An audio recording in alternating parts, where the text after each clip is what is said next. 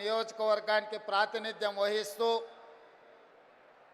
ఆఖరి శ్వాస వారు వదిలి ఈ గడ్డ మీద సూర్యచంద్రులు ఉన్నంతకాలం శ్రీమతి ఇందిరమ్మ పేరు మీద పేద ప్రజలకు, ముఖ్యంగా మా ఆడబిడ్డలకు, మా మహిళా సోదరీమణులకు సంక్షేమ అభివృద్ధి పథకాలను అందించాలని ఇందిరమ్మ రాజ్యాన్ని ఏర్పాటు చేసి ఇందిరమ్మ రాజ్యంలో ఆడబిడ్డల్ని కోటీశ్వరులను చెయ్యాలని ఈరోజు మన ప్రభుత్వం కంకణ బద్దులై ఈ వరంగల్ గడ్డ మీద కార్యక్రమాలను తీసుకోవడం జరిగింది.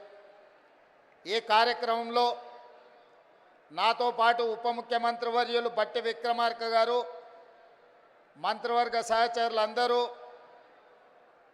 పార్లమెంట్ సభ్యులు, శాసనమండలి సభ్యులు, శాసనసభ్యులు, ప్రభుత్వ సలహాదారులు, ఉన్నతాధికారులు, పార్టీ నాయకులు, పిసిసి అధ్యక్షులు, ప్రాణ సమానులైన 33 జిల్లాల నుంచి తరలి వచ్చిన మా ఆడబిడ్డలందరికీ కూడా హృదయపూర్వకంగా నేను నమస్కారాలు తెలియజేస్తున్నా. ఈ కార్యక్రమం మా ఆడబిడ్డలకే అంకితం. ఎందుకంటే ఈనాడు నేను తెలంగాణ రాష్ట్ర ముఖ్యమంత్రిగా అయినా, నేను ఆనాడు కాంగ్రెస్ పార్టీ తెలంగాణ శాఖకు అధ్యక్షుడిని అయినా ఆడబిడ్డల ఆశీర్వాదంతోనే, సోనియమ్మ ఇచ్చిన అవకాశంతో కాంగ్రెస్ పార్టీ అధ్యక్షుడు అవ్వడమే కాదు, వీడికి తరలి వచ్చిన వేలాది మంది ఆడబిడ్డలు గ్రామ గ్రామాన, తండాలలో, గూడాలలో, మారుమూల పల్లెల్లో ఇందిరమ్మ రాజ్యం రావాలి, మీ రేవంత్ అన్న ఈ తెలంగాణ రాష్ట్రానికి ముఖ్యమంత్రి అవ్వాలని మనసు నిండుగా ఆదరించి ఆహ్వానించి మీ భుజాల మీద మోసిండ్రు. కాబట్టి ఈరోజు ఈ వేదిక మీద ఉన్న పెద్దలందరూ నాతో సహా ఈరోజు వివిధ బాధ్యతలను నిర్వహిస్తున్నాం. మరి వివిధ బాధ్యతలను నిర్వహిస్తున్న మేము మీ ఆశీర్వాదంతో అవకాశం వస్తే మీకు కృతజ్ఞత తెలుపుకునే బాధ్యత, ఆడబిడ్డలకు అన్ని అవకాశాలు అందించాల్సిన బాధ్యత ఈరోజు మా పార్టీ మీద, మా ప్రభుత్వం మీద ఉన్నది.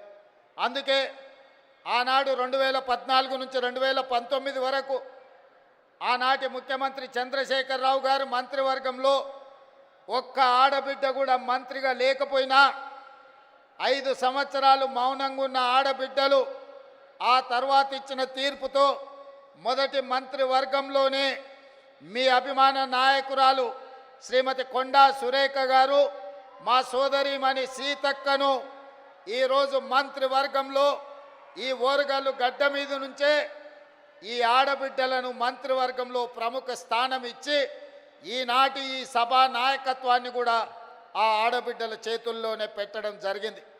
ఇదే కాదు, వరంగల్ పార్లమెంటు నుంచి కూడా డాక్టర్ కడియం కావ్యను ఈరోజు పార్లమెంటు సభ్యురాలుగా ఈ తెలంగాణ రాష్ట్రం నుంచి పార్లమెంటులో గలం విప్పుతుందంటే ఒక ఆడబిడ్డ ఈరోజు వరంగల్ ప్రాంతం నుంచి పార్లమెంటుకు ప్రాతినిధ్యం వహిస్తుంది.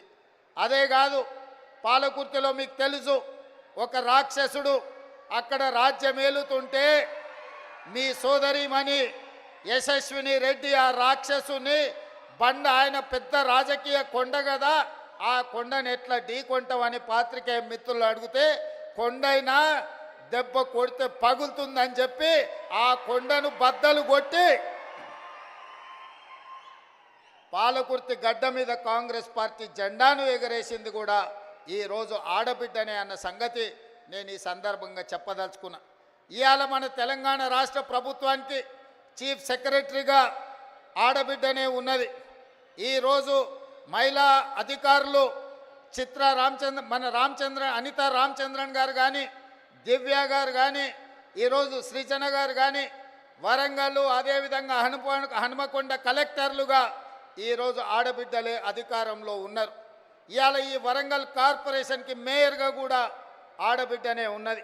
ఇలా చెప్పుకుంటూ వెళ్తే ఈరోజు ఇందిరమ్మ జయంతి సందర్భంగా ఈ వేదిక మొత్తం, వేదిక మీదనే కాదు వేదిక ముందు కూడా వేలాది మంది ఆడబిడ్డలే ఇది ఆడబిడ్డల రాజ్యం అని ధైర్యంగా చెప్పుకునే అవకాశం ఈ ప్రభుత్వం మాది, మా అధికారం నడుస్తుంది అని ఆడబిడ్డలు గుండె ధైర్యంతో మాట్లాడే అవకాశం ఇవాళ ఇక్కడికి వచ్చింది.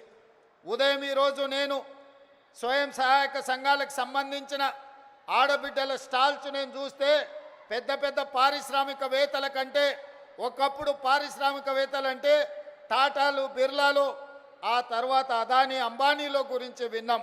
కానీ ఈనాడు మన కళ్ళ ముందు ఆ స్టాల్స్ చూసినప్పుడు ఇవాళ మా ఉప ముఖ్యమంత్రి బట్టి విక్రమార్క గారు సోలార్ పవర్ ప్రాజెక్టులు ఇవ్వాలని, 1 కోటి మంది మహిళల్ని కోటీశ్వరులను చెయ్యాలన్న ఆలోచన చెబుతుంటే టాటా, బిర్లాలనే కాదు అదానీ, అంబానీలను తలదన్నే వ్యాపారవేత్తలుగా మా ఆడబిడ్డల్ని ఇందిరమ్మ రాజ్యంలో తయారు చేసి కార్పొరేట్ కంపెనీలకు సవాలు విసిరి ఈరోజు సౌర విద్యుత్ ప్రాజెక్టులు ఆడబిడ్డలకు ఇవ్వడానికి ఇవాళ మన ప్రభుత్వం నిర్ణయం తీసుకున్నది. నేను అడుగుతున్న 10 సంవత్సరాలు అధికారంలో ఉన్న వాళ్ళను, నిన్న మొన్న టీవీలలో చూస్తున్నా మా నాయని రాజేందర్ రెడ్డితో ఒక ఆయన వాదిస్తున్నాడు, మేం చేసిందేదో మీరు వచ్చి టెంకాయ కొడుతురని. నేను ఆ పెద్ద మనిషికి చెప్పదలుచుకున్నా, కాళోజీ కళాక్షేత్రం కట్టడానికి 10 సంవత్సరాలైనా పూర్తి చేయడానికి మీకు చేతులు రాలేదు అని అంటే ఈరోజు మీ బుద్ధి ఏందో, మీ ఉద్దేశం ఏందో ఇవాళ స్పష్టంగా అర్థమైంది.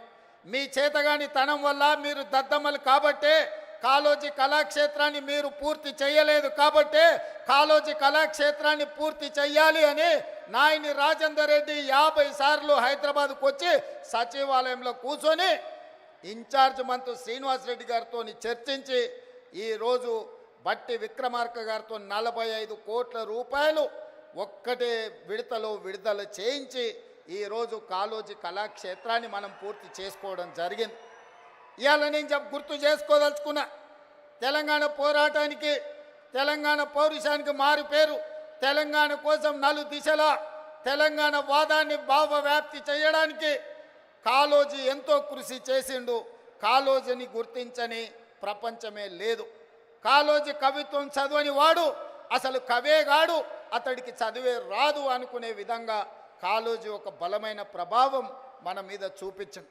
అలాంటి కాళోజీ కళాక్షేత్రాన్ని 10 సంవత్సరాలైనా ఆనాటి ప్రభుత్వంలో ఉన్న పెద్దలు పూర్తి చేయకపోతే వచ్చిన తర్వాత నా బాధ్యతగా భావించి ఏ కాళోజీ స్ఫూర్తిగా ఇదే ప్రాంగణంలో రైతు సంఘర్షణ సభను ఏర్పాటు చేసి రైతు డిక్లరేషన్ రాహుల్ గాంధీ గారితో చేపించిన తర్వాత తెలంగాణలో కాంగ్రెస్ పార్టీ స్థితిగతులు మారినాయి. అందుకే ఈ కాళోజీ గడ్డ మీద నుంచి, ఈ ఓరుగల్లు పోరాటం నుంచి ఈనాడు తెలంగాణ రాష్ట్రంలో ప్రభుత్వం ఏర్పాటు చేసినాం.